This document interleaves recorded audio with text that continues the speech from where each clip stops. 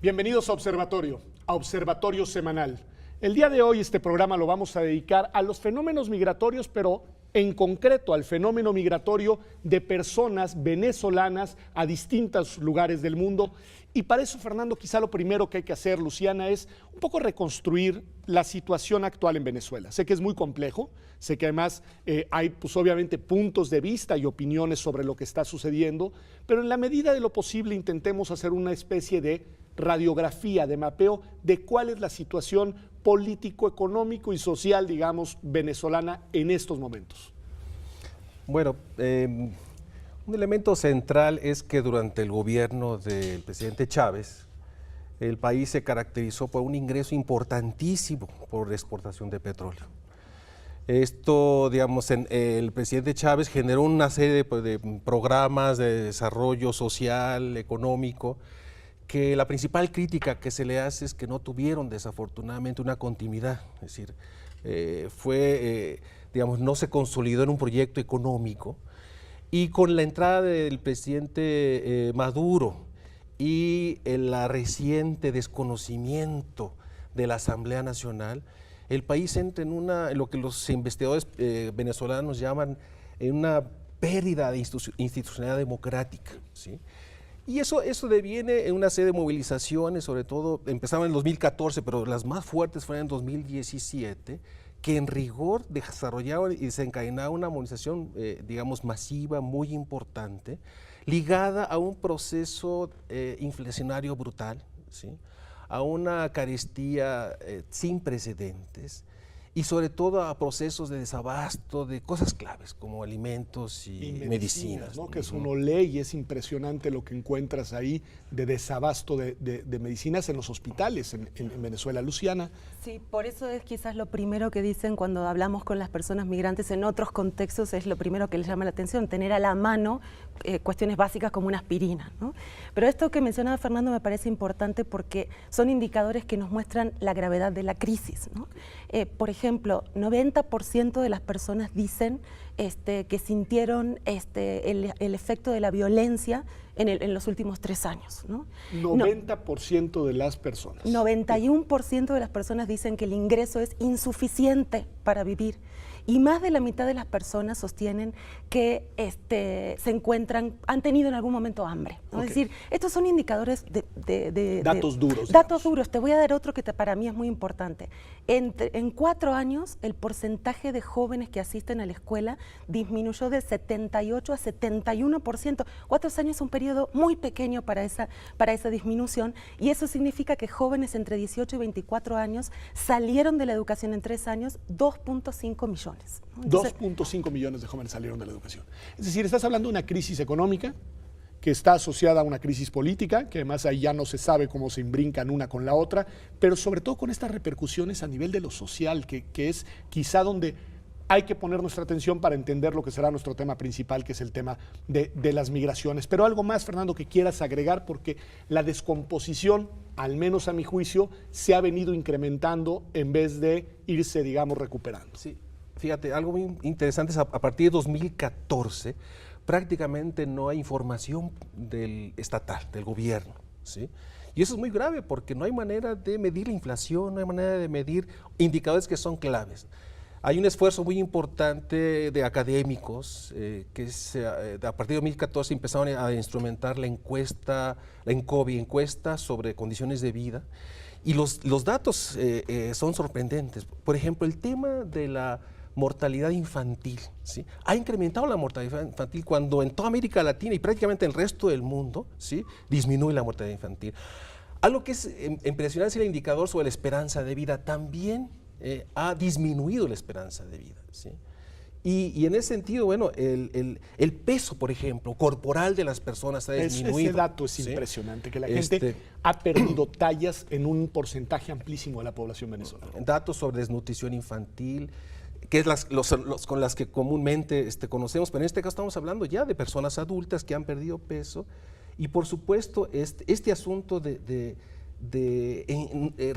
brotes de enfermedades que habían estado desaparecidas. Entonces, en general encontramos una situación en donde la gente vive desesperanzada en el país, es decir, prácticamente están teniendo como, no están sintiendo como una opción el estar en el lugar donde nacieron, donde han vivido tradicionalmente, y se plantean esta opción de buscar. Salida. Las causas entonces de la migración pues caen por sí solas, por lo que puedo ver, digamos. Exacto, ¿no? Pero aquí lo importante entonces es pensar que cuando hablamos de crisis o crisis humanitaria o cuando se dan migraciones en condiciones de crisis, este es el tipo de contexto al que nos estamos refiriendo y eso tiene características particulares para la migración. Quizás mencionaría 2 o 3. Una de ellas tiene que ver con que cuando estas condiciones son tan críticas, afectan al total de la población de una sociedad.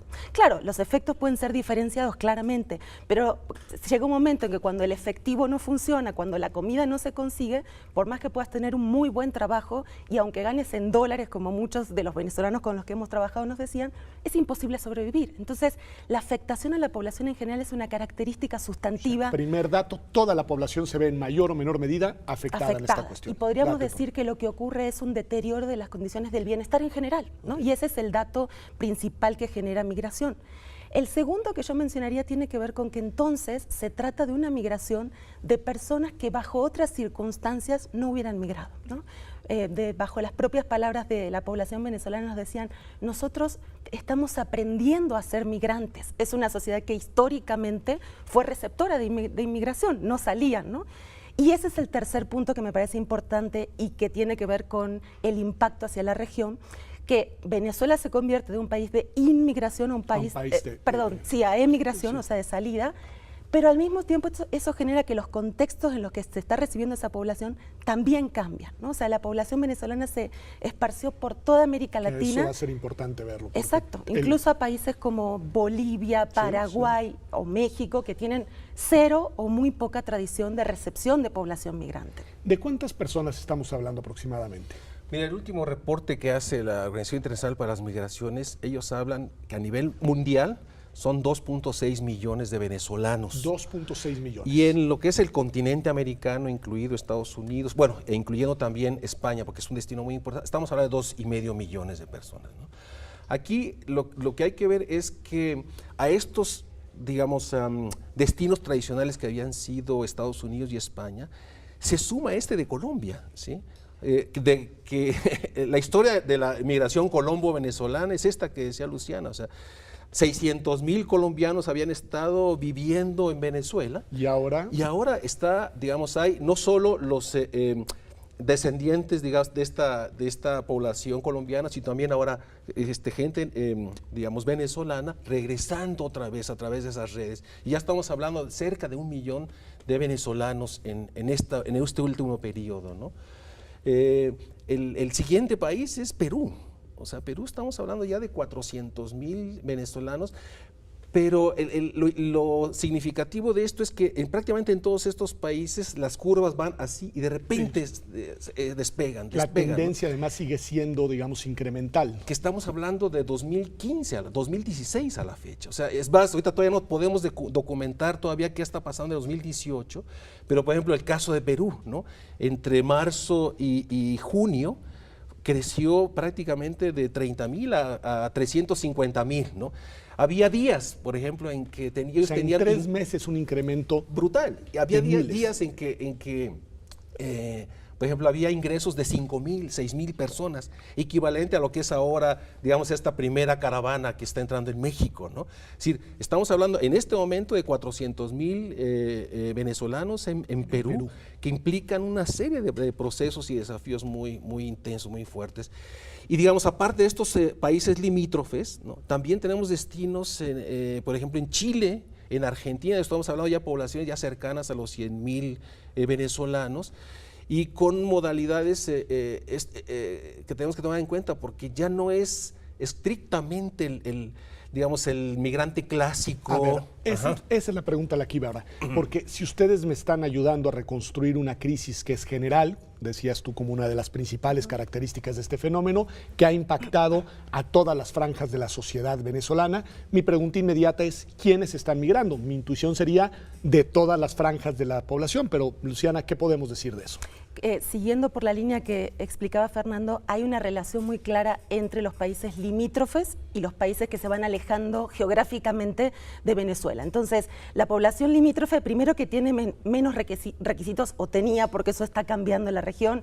Una de las dificultades para estudiar el tema es que la coyuntura se mueve permanentemente. Rapidísimo. Entonces, por ejemplo, moverse en la región andina no se requería pasaporte, pero eso está cambiando en los países porque, un poco por lo que decía Fernando, la llegada de 5 o 6 mil personas por día es importante manejar o gestionar.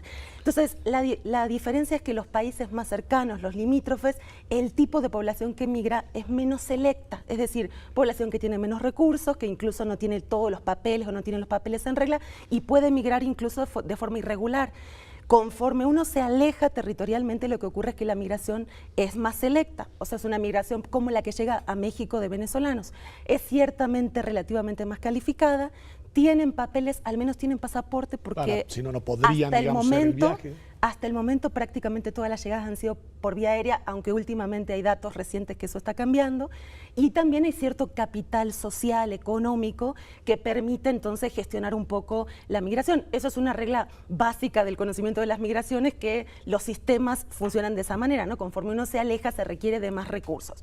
Lo que ocurre es que aún con esa diferencia, en este periodo tan corto de tiempo, la migración se está haciendo cada vez menos selecta en todo el territorio, en toda la región latinoamericana. Y eso tiene que ver con esa desesperación. Incluso una colega venezolana decía que ella le denomina la migración del desespero, ¿no? O sea, esa es la única esperanza que hay para poder salir adelante, y eso implica entonces salir incluso sin recursos o incluso sin planificar o sin preparar la migración, lo cual tiene obviamente riesgos para insertarse socialmente, laboralmente, en la escuela, los niños, etcétera, ¿no? Entonces, ese es el panorama que en poco tiempo está cambiando, ¿no? De una emigración más selecta a cada vez menos selecta. Y yo creo que va a ser muy importante este rasgo también para comprender cuáles están siendo las reacciones de las sociedades, ya no digamos solo de los gobiernos y los estados de los países que están recibiendo a estas personas, sino también de las sociedades, porque hay una dimensión también de cierta complejidad en algunos de los países receptores.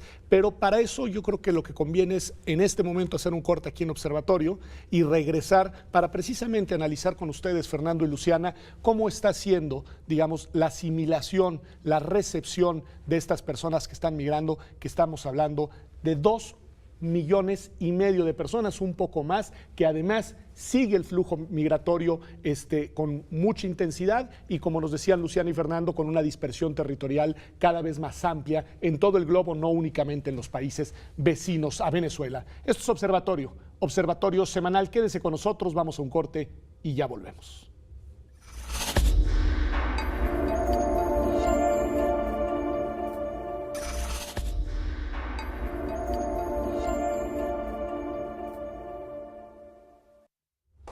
Estamos de vuelta aquí en Observatorio Semanal. Estamos hablando de la crisis, una crisis humanitaria que está sucediendo en Venezuela y del efecto particularmente en la dimensión migratoria que está teniendo este programa. Me decían ustedes, Fernando y Luciana, y quizá por ahí vale la pena retomar nuestra conversación, que Venezuela tradicionalmente era un país receptor de migración, lo que me lleva a imaginar que su población se fue construyendo también en buena medida con esa asimilación de migrantes que venían de otros lugares, y ahora, decías con una frase muy precisa, están teniendo que aprender a migrar.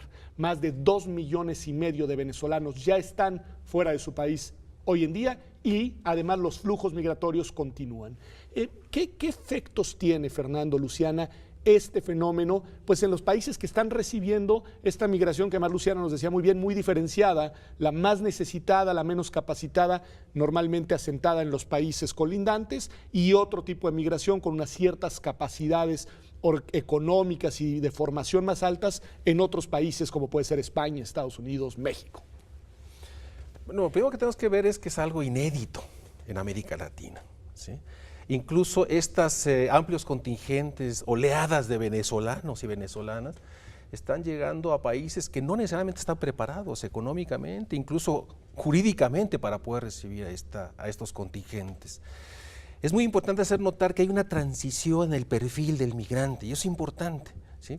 De un momento en el que predominaba, por así decirlo, el perfil profesionista, calificado, un patrón clásico, empieza a diversificarse. Y aún ahora esos, digamos, migrantes calificados, capas medias, también salen en condiciones de empobrecimiento importante, ¿sí?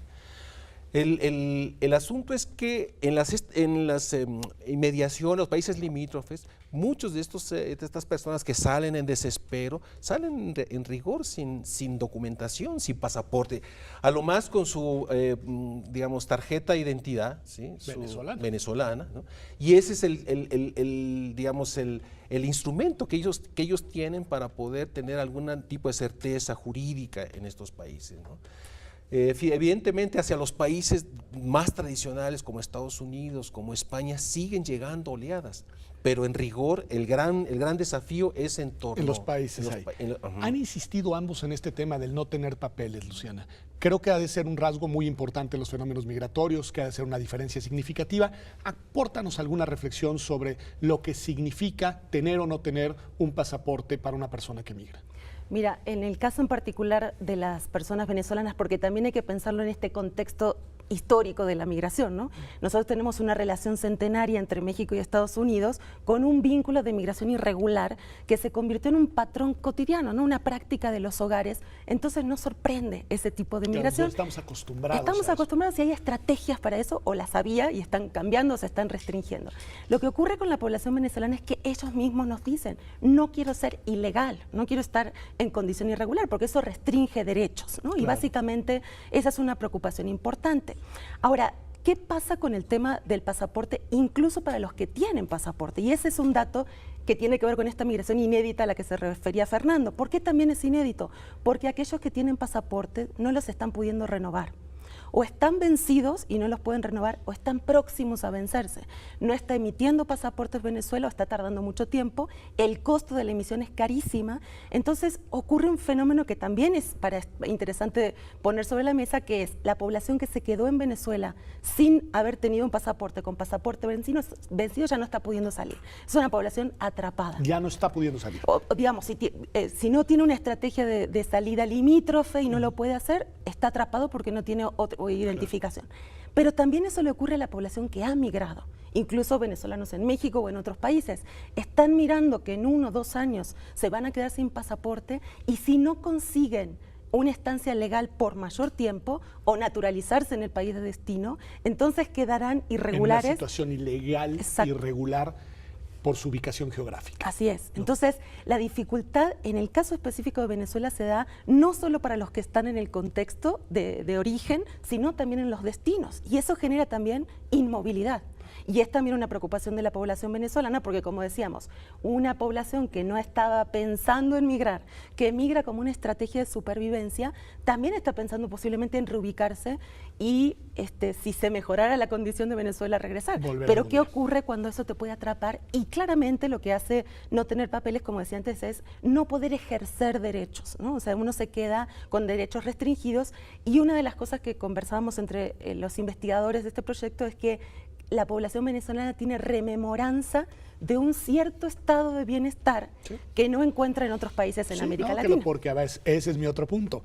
Si el momento actual fuera un momento de crecimiento económico, de bonanza en la región latinoamericana, pues quizá este fenómeno tendría un impacto distinto al que está teniendo, pero lo que está pasando, Fernando, es que también varios de los países que ustedes han mencionado, Perú lo mencionaron, mencionamos Colombia, mencionamos Brasil, mencionaron Argentina, están pasando por momentos económicos complejos. ¿Qué decir de esto? Porque no están llegando estas personas a economías que las puedan asimilar con oportunidades como quizá están buscando. Mira, en general yo diría que la población venezolana se ve agradecida por poder tener esa opción, ¿no? Sin embargo, lo que hemos visto, no solo en México, sino en otros países, es de que hay inserción social y sobre todo laboral precaria, ¿sí? Estamos hablando de una subutilización de capacidades, ¿sí? de profesionistas que tienen que entrar a otro tipo de trabajos donde no están ejerciendo. Hay toda una discusión sobre el reconocimiento de diplomas, por ejemplo, ¿no? Y que no en todos los países es fácil, ¿sí? Y el otro problema es también el acceso a los servicios sociales. O sea, tenemos en América Latina legislaciones que son mucho más asertivas y benevolentes con la migración venezolana, pero en otros casos no. Y a esto hay que agregar el hecho de que hay reacciones xenofóbicas en los países. Ese punto también es muy importante, la dimensión social, digamos. El caso, por ejemplo, de Colombia vale la pena comentarlo, ¿no? Es decir, estamos hablando de una inmigración masiva hacia Colombia, ¿no? Y pese a que hay una serie de esfuerzos gubernamentales para poder, indiscutibles y muy importantes, para poder hacer una recepción, digamos, jurídica y estable para esta población, se generan a nivel de la población una serie de pronunciamientos y actos xenofóbicos muy fuertes hacia los venezolanos. Nos quieren quitar nuestro trabajo. Es más, hasta el otro día en una conferencia un doctor colombiano decía, poniendo como ejemplo, dice, ahora los divorcios ahora en Colombia son producto de que llegaron ahora las venezolanas, ¿no? Es decir, esa exotización, con esta cosa más estereotipo, que también es una estigmatización, que reproduce una cultura muy patriarcal, en fin, ahí está presente. Exactamente. Y esto sucede un poco, y es lo que me gustaría que me ayuden a subrayar, si hay particularidades también, porque por lo que estoy viendo, este es un fenómeno inédito, con muchas particularidades, y que por lo mismo debe de mirarse, digamos, con particularidad, ¿no? En el impacto que está teniendo, este impacto, esta reacción social xenofóbica y de las sociedades colindantes, ¿hay también particularidades o es lo que sucede en todos lados? Lo que sucede en Estados Unidos con los mexicanos, lo que sucede en Italia con las personas que vienen de África, lo que sucede en España con quien viene de Marruecos, en fin. Esa pregunta es interesante porque siempre que lo vemos hacia afuera nos parece que aquí no ocurre, ¿no? Okay. O sea, es muy común que critiquemos los actos xenófobos contra nuestra población en Estados Unidos o en otro lugar, pero cuando miramos lo que pasa en casa a veces es muy, muy parecido, ¿no? Claro que esta diferencia de los contextos regionales es importante porque en la última década ha habido muchos cambios en términos de política migratoria en la región latinoamericana. Algunos han sido muy favorecedores y otros no tanto, ¿no? Entonces el clima es diferente, pero me parece importante subrayar que aún en aquellos países en donde hemos dado grandes pasos en términos de políticas migratorias y leyes de migración que tienen un enfoque de derechos humanos y que entonces pensamos que vamos por una buena vía, el reto está en la implementación y cuando hay actitudes de xenofobia, de discriminación por parte de la sociedad, pero también por parte de los gobiernos o los funcionarios, eso tiene claras implicaciones en la implementación de esos marcos normativos, ¿no? Pongo como ejemplo el caso de Argentina. O sea, Argentina en el 2010 promulgó una ley que fue por mucho tiempo ejemplo en la región de reconocimiento de la migración como derecho humano y de los derechos que se le otorgaban a la población migrante regular o irregular. Pero eso en un contexto, en muy poquito tiempo puede cambiar. Un decreto de necesidad de urgencia de un presidente, como en el caso de Argentina, con un cambio de orientación política. Que eso es el dato que iba a decir. No es lo mismo, digamos, la lógica de la administración del kirchnerismo en 2010 a la lógica de la administración del macrismo ahora, que eso cambia todo. Incluso entonces, cuando tenemos conquistada y lograda una ley que nos hace sentir que hemos dado grandes pasos, 10 años llevó a discutir esa ley, con un decreto se puede echar para atrás, ¿no? O corre grandes riesgos de que se eche para atrás. Y eso tiene implicaciones en el ingreso, en el otorgamiento de derechos, y es lo que se está discutiendo en este momento en Argentina. Entonces, es interesante pensar contextos que han sido más restrictivos a la migración y otros que hemos dado pasos hacia adelante, pero que, digamos... En cualquier momento podrían ser. El caso de Chile es parecido. A ver, cuéntanos, Fernando. O sea, en el gobierno, digamos, Bachelet más liberal, digamos, se instrumentó, se diseñó un permiso de responsabilidad democrática específicamente para los venezolanos, ¿no? Y ahora, digamos, hay un poco el temor de que eso vaya con el nuevo gobierno, digamos, más conservador, etcétera, que vaya a haber un tipo de transición parecida a lo que está sucediendo en Argentina, y no se diga ahora en el caso de Brasil, ¿no? A ver, es que ese punto es importante, porque la orientación política de quien está a la cabeza de los estados, pues es fundamental, y en el caso de Brasil es una orientación política que da pavor. ¿Y qué decir de eso? En dos dimensiones. ¿Qué tanto la crisis venezolana ha impactado en la orientación política de los votantes brasileños y qué tanto el nuevo gobierno de Brasil va a cambiar sus políticas frente al fenómeno venezolano? ¿Qué dirían de eso? O sea, siempre se ha politizado la migración y siempre se utiliza como bandera. En realidad es muy es mínima la migración que entra a Brasil, Brasil. o sea, es mínima, ¿no? Ahí en rigor ha sido, digamos, bien visto por los propios venezolanos y por la comunidad brasileña este programa le llaman de internalización, ¿no? Dado que no hay posibilidades de recibir a la población venezolana en las fronteras, Roraima, que es la frontera con Venezuela. Entonces se dan estos programas que, digamos, llevan a la población con ciertos programas hacia Sao Paulo, las grandes ciudades, ¿no? El tema es de que el instrumento y la política en contra de ese tipo de programas está muy en boga, ¿no? No sabemos qué va a pasar. Luciana. Me parece importante subrayar esto que apunta Fernando, y es que es difícil ver a los contextos en América Latina como blanco o negro, ¿no? O sea, hay una combinatoria entre lo discursivo y la práctica, por un lado, pero también entre las propias prácticas, ¿no? O sea, hay prácticas que son pro recepción y digamos, prácticas hospitalarias de reciprocidad en la región que se combinan con otras prácticas. Y eso es lo que hace tan difícil decir, este es un buen contexto, este es un mal contexto. El ejemplo que dábamos recién de Chile y Argentina, tienen disposición, tienen unos mecanismos, herramientas jurídicas para recibirlo, pero también es muy fácil hacer cosas como la que están haciendo ambos países, que es decir, hasta el 2020 ya no hay más citas. Claro. Entonces, digamos que la sutileza de la práctica también convierte una política que puede ser muy favorecedora en la restricción, en la contención e incluso en la criminalización de la población migrante. Pues está muy, muy claro, me parece, el panorama. Y tú has anunciado, Luciana, en un par de ocasiones que esto también ha sucedido en México, está sucediendo en México. Vamos a un corte y cuéntenme qué está pasando en México, digamos, con la vinculación hacia la crisis venezolana, desde el punto de vista de la migración y también desde el punto de vista de algunos planteos políticos sobre la situación venezolana. Ya volvemos aquí a Observatorio Semanal. Quédese con nosotros.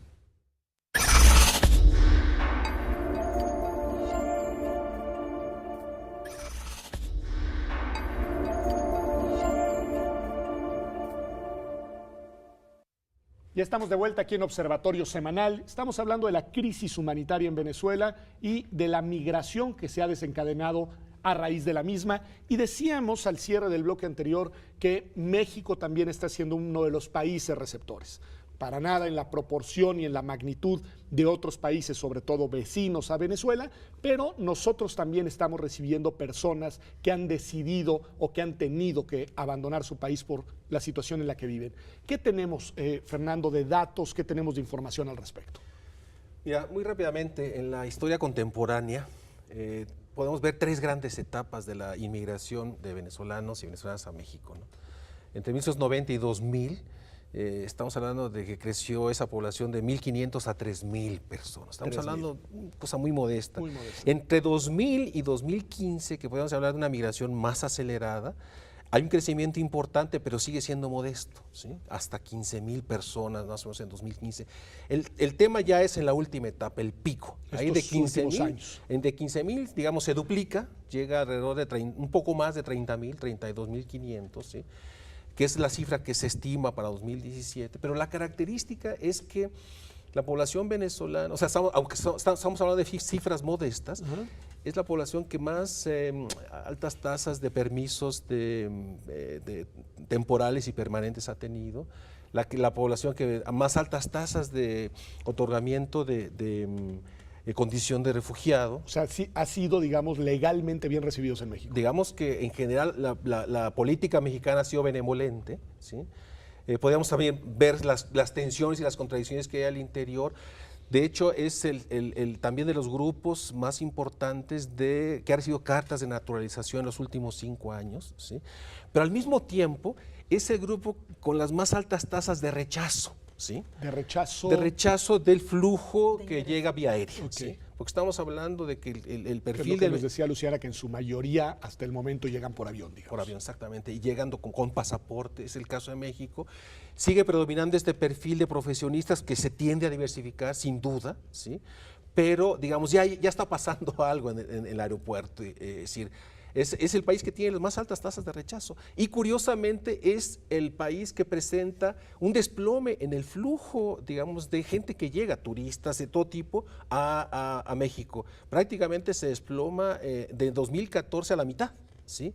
de cifras que andaban por los 300,000 a 174,000, lo cual no solo habla de la crisis de la aviación venezolana, el turismo, todo esto, sino en general de que, La o sea, dificultad de la gente, pues, incluso económicas para salir del país. es ¿no? correcto, es correcto.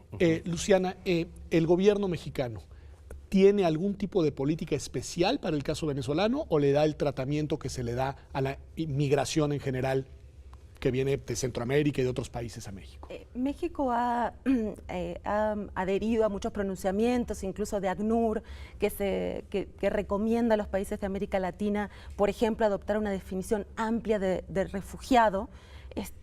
Y en ese sentido México ha adherido y se ha plegado a eso, pero en estricto sentido no tiene una política específica, una herramienta, una acción para la población venezolana, sino que se nutre de la ley de migración y algunas características o prerrogativas que tiene para la población latinoamericana e iberoamericana, ¿no?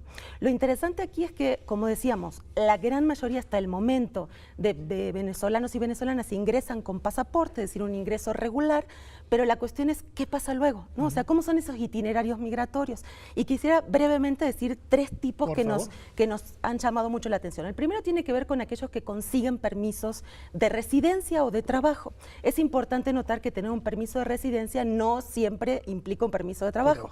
Y aquí es donde suelen estar las mayores tensiones, ¿no? Población, por ejemplo, de esposas o esposos que uno de ellos tiene permiso para trabajar y el otro solo tiene permiso para residir, lo que implica una inserción, como mencionaba Fernando, precaria en el mercado laboral, que claro, también eso tiene que ver con las características del propio mercado mexicano, ¿no? Entonces, la inserción es informal.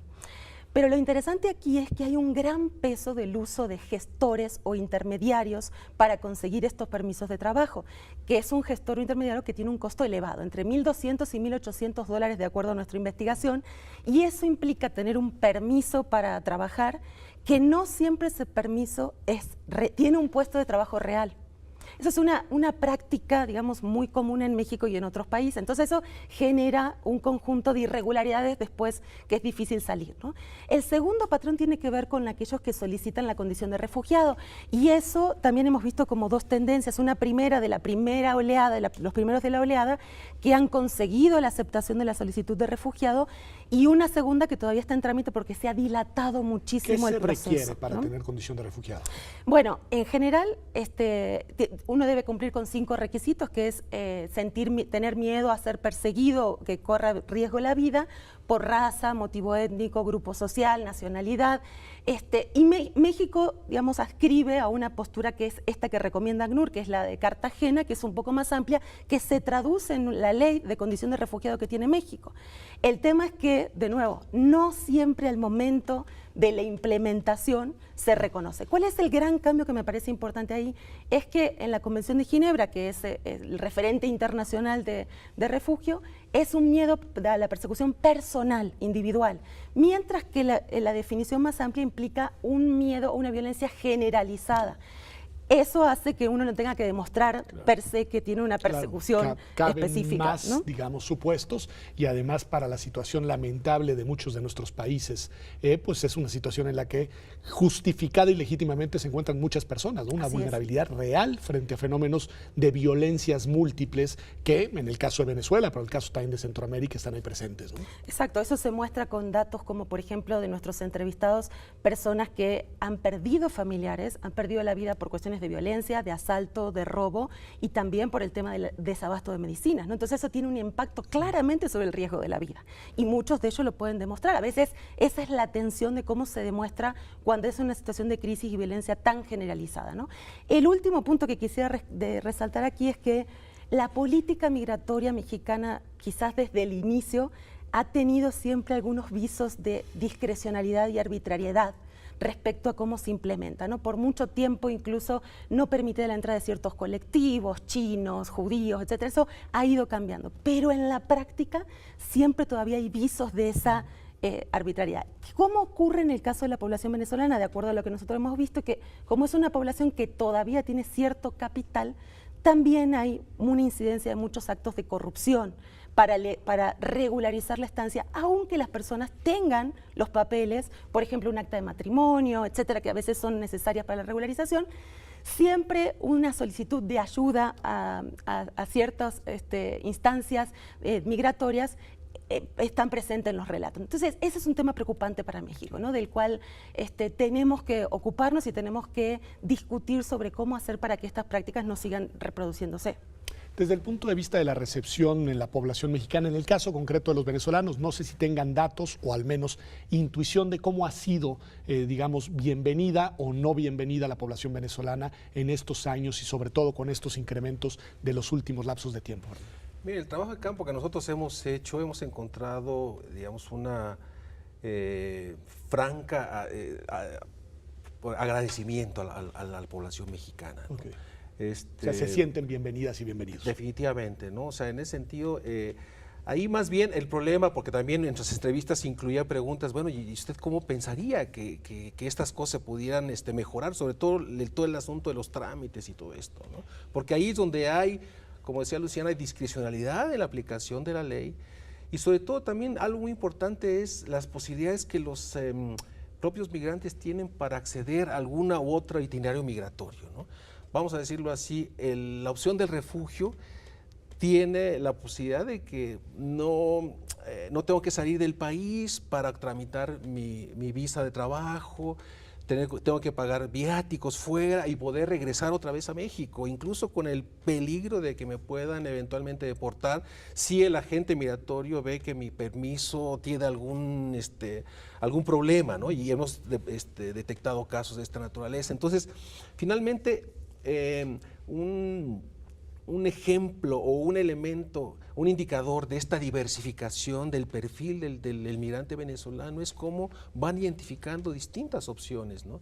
Y el tema efectivamente del refugio es una opción muy importante, pero bueno, ahorita ahí, digamos, prácticamente 3/4 partes de las solicitudes están en trámite. Están, ¿no?, en trámite, están Uh-huh. todavía, digamos, no se han autorizado, no se han validado.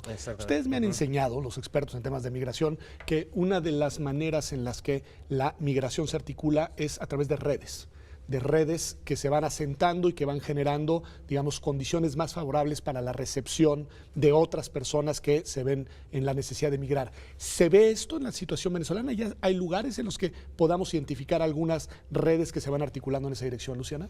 Sí, claro. Quizás en el caso de la población venezolana, justo por lo que decíamos, en México, Okay, que es una población más selecta, más relativamente más educada y con más capital, opera de distinta forma, ¿no? En algunos casos la red es la que ha acogido, le ha dado información a la población venezolana. Por ejemplo, muchos de ellos supieron de la posibilidad de solicitar la condición de refugiado por esta red de venezolanos, y muchos otros se mueven por redes más de tipo laboral, no de paisanos, sino de otros tipos de contactos, ¿no? Pero ciertamente la migración a México sí tiene algún peso de la red de alguna manera, porque es una migración más difícil, o sea, más difícil por la distancia, por el movimiento, por el vuelo. Entonces, algún contacto en general descubrimos, ¿no? Aquí hay una población venezolana, hay una asociación que es Benemex, que además de dar apoyo e información, generalmente están dando algunos cursos instructivos, fundamentalmente acerca de cómo regularizar la situación migratoria o cómo solicitar la condición de refugiado. Entonces, ese ha sido un elemento muy importante por lo que comentábamos al inicio, esta preocupación tan fuerte de las personas venezolanas sobre no quedarse en condición irregular y sobre todo no perder derechos, ¿no? Hay una información muy fuerte en la comunidad venezolana. Casi todos saben que estando regular a los 2 años pueden solicitar la naturalización, que esa es una prerrogativa que tiene la población latinoamericana en México, si no son 5 años de estancia ininterrumpida, y hacen uso de esa información y la comparten entre la población de Venezuela. Muy interesante. Fernando, se nos acaba el tiempo y te quiero preguntar si ves visos de mejoría en Venezuela que pudiera eventualmente abrir la posibilidad a que estas personas que se han visto en la necesidad de emigrar puedan regresar tarde o temprano a su país. Tristemente no. O sea, cuando tú ves los datos de inflación, cómo se está manejando el tipo de cambio, el mercado negro, el abasto de medicamentos, es decir, el tema del transporte, o sea, la gente para ir a sus trabajos padece simplemente porque no hay efectivo, o sea, no se puede pagar. La inflación es galopante, tristemente no lo hay. Sin embargo, es interesante ver cómo, o sea, mucha gente cuando les preguntábamos, ¿usted optaría por la naturalización? No, o sea, yo quiero mantener, o sea, quiero eventualmente regresar a mi país, ¿no? Y eso mismo se manifiesta en el hecho, a propósito de las redes, de cómo esta población está sistemáticamente ligada a sus familiares vía el envío de remesas, ¿no? Que ese va a ser un fenómeno, me imagino, que va a empezar a ser muy importante, como ha sucedido en México también durante mucho tiempo en muchas poblaciones, el ingreso de recursos de las personas que se encuentran fuera, Lucía. En la actualidad es sustantivo, digamos, gran parte de la población venezolana depende de esas remesas y mucha de la población venezolana que está fuera tiene que diversificar semana con semana a quién de sus familiares le va a mandar, así como el envío de medicinas, ¿no? O sea, o de bienes directamente. Entonces, realmente en este momento la remesa se está convirtiendo en un bien sustantivo para la sobrevivencia de los que están en Venezuela. Pues qué terrible, la verdad, qué terrible situación en la que se encuentran estas personas en un país que ha sido tan importante, en un país vecino, en un país que se merece un futuro mucho mejor que el presente que está teniendo. Y en ese sentido, bueno, ahí tiene usted. Estas personas migran porque tienen que migrar, porque se encuentran en condiciones de vida que no son tolerables, que no son soportables y que son de absoluta precariedad.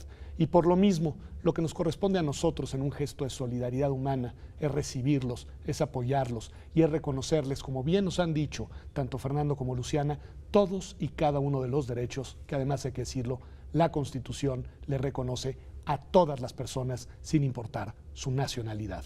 Esto fue Observatorio semanal. Nos vemos aquí el próximo domingo en TV UNAM como todas las semanas.